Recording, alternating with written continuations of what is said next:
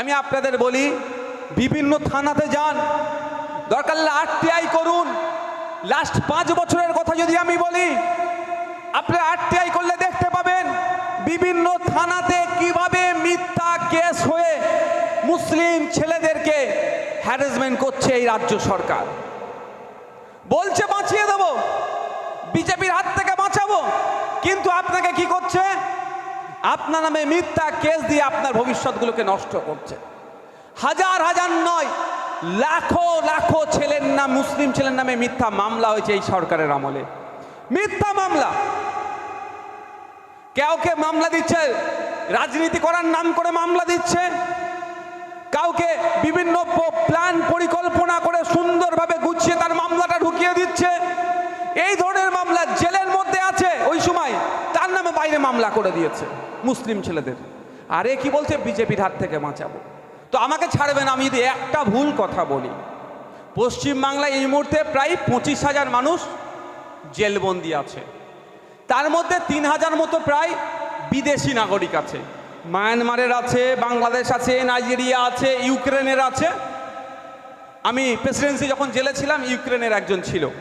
তো ওই ধরনের ভাবে প্রায় 3,000 বিদেশি নাগরিক আছে, তাহলে থাকলো 22,000। এই 22,000 নাগরিককে যদি আপনি দেখেন, 16 থেকে 18,000 কিন্তু মমতা ব্যানার্জি যাদেরকে বাঁচাবে তাদেরকে জেলের মধ্যে ভরে রেখেছে।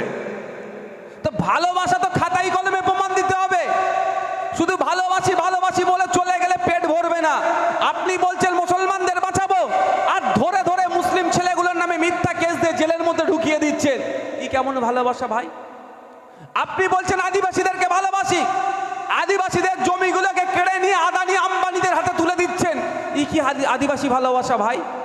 আপনি বলছেন দলিতদেরকে আমি ভালোবাসি, অনগ্রসর হিন্দুদেরকে ভালোবাসি, ভালো কথা ভাই, কিন্তু আমি তথ্য কি দেখছি, এসটি এসসি কোটাতে, এসটি এসসি মানে দলিত আর আদিবাসীদের জন্য সংরক্ষণ কোটাতে টাকা দিয়ে নন এসটি এসসিরা চাকরি করছে। কি এমন ভালোবাসা ভাই? খাতাই কলমে প্রমাণ দিতে হবে। তো এখন যারা ভাবছেন তৃণমূলের অত্যাচারের হাত থেকে বিজেপিকে ভোট দিতে হবে, তৃণমূলের অত্যাচারের হাত থেকে বাঁচতে গেলে বিজেপিকে ভোট দিয়ে আনতে হবে, তারা দিবা স্বপ্ন দেখছেন। দুটো, এই একটা বিনতে এদের দুটো ফুল। এদের আমি যদি উদাহরণের জন্য বলছি বুঝতে পারবেন। দেখবেন একটা ব্র্যান্ডের বিভিন্ন জায়গায় দোকান হয় না, ঔষধে দেখবেন ভালো ভালো ব্র্যান্ড আছে, অনেক ব্র্যান্ড আছে। একটা মধ্যমগ্রাম মোড়ে আছে, একটা বারাসাতে আছে, একটা আমডাঙ্গাতে আছে। ওদের মালিক কিন্তু ভাঁড় কিন্তু এক জায়গায়, শুধু দোকান আলাদা আলাদা আলাদা জায়গায় করে রেখেছে। তো আমাদের রাজ্যের যে দুটো দল এখন আছে, প্রধান শাসক দল আর প্রধান বিরোধী দল, এদের দুজনের দোকান আলাদা হলেও ভাঁড় এক জায়গায় সেই নাগপুর। তা আপনারা যারা ভাবছেন বিজেপিকে ঠেকাতে হবে, বিজেপিকে আসতে দেওয়া যাবে না, আসতে না দিলে কাকে ভোট দিতে হবে? তৃণমূলকে। তারাও দিবা স্বপ্ন দেখছে। আপনারা বলুন বুকে হাত দিয়ে, শুভেন্দু অধিকারী যেভাবে একের পর এক ভয়ঙ্কর কথা বলছেন, যে কথাতে দুটো সম্প্রদায়ের মধ্যে হিংসা যে কোনো মুহূর্তে লেগে যাবে। বিজেপির বড় বড় নেতারা বাংলায় আসছে, বাংলার মুসলমানদেরকে উল্টো পাল্টা ভাষায় আক্রমণ করছে, এমন ভাষায় কথা বলছে যে কোনো সময় দাঙ্গা লেগে যাবে। হিন্দু মুসলমানের যে সুসম্পর্কে আমরা বসবাস করছি, এটা নষ্ট হয়ে যাবে। এদের বিরুদ্ধে মমতা ব্যানার্জির পুলিশ একবারও অ্যাকশন নিয়েছে? মমতা ব্যানার্জি এদের বিরুদ্ধে একবারও কোনো স্টেপ নিয়েছে? কিন্তু শাসন থানার গিয়ে ওখানকার যিনি এসডিপিও ছিলেন তাকে দালাল বলার জন্য মমতা ব্যানার্জি আমার নামে নোটিশ পাঠাচ্ছে। তোমার ওই নোটিশকে আমি কি করি? আমার নামে নোটিশ পাঠাচ্ছ, দালালকে দালাল বলেছি, ওই জন্য ওনার রাগ হয়ে গেছে। আর পশ্চিমবাংলার মুসলমানকে সে দিন রাত গালাগালি করে যাচ্ছে দিল্লি থেকে বিজেপির নেতারা, তাদের বিরুদ্ধে কোনো মামলা করছে না। আমরা দেখলাম কদিন আগে সন্দেশখালীকে ঘটনাকে কেন্দ্র করে বিজেপির একটা ডেলিগেশন টিম যাচ্ছিল, ওখান থেকে এমন শব্দ ব্যবহার করলো, পাঞ্জাবি একটা অফিসার ছিলেন তাকে খালিস্তানি বলে দেখে দেওয়ার চেষ্টা হলো। এত ভয়ঙ্কর কথা। কই মমতা ব্যানার্জি যারা খালিস্তানি বলে আমাদের ওই অফিসারটাকে অপমান করলো, আমাদের রাজ্য পুলিশের অফিসার থেকে অপমান করলো, কই মমতা ব্যানার্জিকে দেখতে পেলাম না। যারা অপমান করলো খালিস্তানি বলে, যারা অন্যায় করলো তাদের বিরুদ্ধে কোনো মামলা করতে। কিন্তু নওশাদ সিদ্দিকী, যে আমি তো সবাইকে বলি না ভাই, দেখেছেন কাউকে আমি সবাইকে দালাল বলতে, বরঞ্চ বলি পুলিশ আমাদের বন্ধু। আর আজকেও বলছি পুলিশ আমাদের সামাজিক বন্ধু, আমাদের সমাজের একটা অংশ, one of the part of our society. শুধু not only one of the part, one of the valuable part of our society. আমাদের সোসাইটি একটা গুরুত্বপূর্ণ তারা অংশ, পার্ট। আজকের দিনেও বলছি, কিন্তু আমার নামে নোটিশ পাঠাতে পারে এরা। আর যে খালিস্তানি বলে আমাদের এক পুলিশকে অপমান করলো, মমতা ব্যানার্জি তাদের নামে নোটিশ পাঠাবে না, কারণ তারা তো বিজেপি আর তৃণমূল সকালবেলা যতই কুস্তি করুক না কেন, সন্ধ্যার পরে এক টেবিলে বসে এরা চা খায়।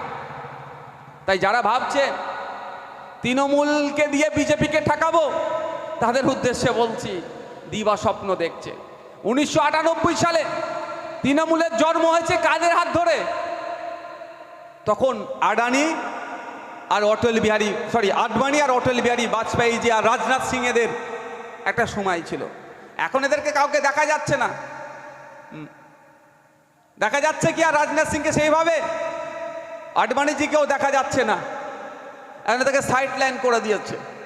কিন্তু ওনাদের হাত ধরে তৃণমূলের তৈরি হচ্ছে। যার যে তৃণমূল বিজেপির গর্ভে জন্ম হয়েছে, সে তৃণমূল নাকি আবার বিজেপির বিরোধিতা করবে? ভাই যতই হোক, যারা জন্ম দিয়েছে তাদের প্রতি একটা টান থাকবে না?